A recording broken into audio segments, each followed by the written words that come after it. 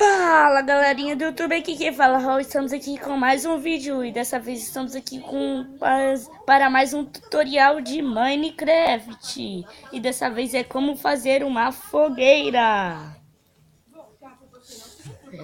Já vamos começar com o tutorial. Você pode pegar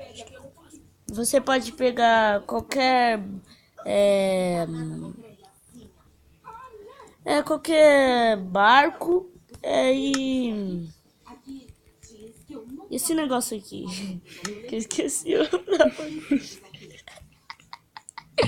Eu esqueci o nome do negócio. E aí galera, beleza? Aqui é o César Caetano e hoje nós estamos trazendo mais um vídeo. Galera, hoje vamos ensinar vocês como fazer uma fogueira, galera. Você só vai precisar de tocha e um barco de hábito. Aí é só você vir aqui e ficar girando assim, ó. Assim, ó, é que é difícil. Deixa que eu faço, cara. É um vídeo.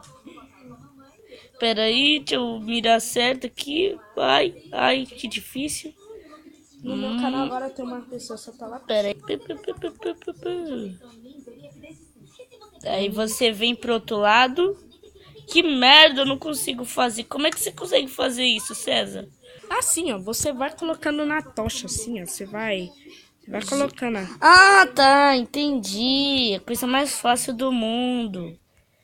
Ah, tá. Pessoal, é assim que você faz uma fogueira. Ela tá meio bagaçada, mas tudo bem. Você faz assim uma fogueira. Esse é o tutorial de hoje. O Cezinha não ia aparecer, mas como eu tava com dificuldades, ele teve que aparecer, né, Cezinha? Então é isso, pessoal. Esse foi o tutorial de hoje. E valeu, falou e tchau. Deixa o seu like favorito.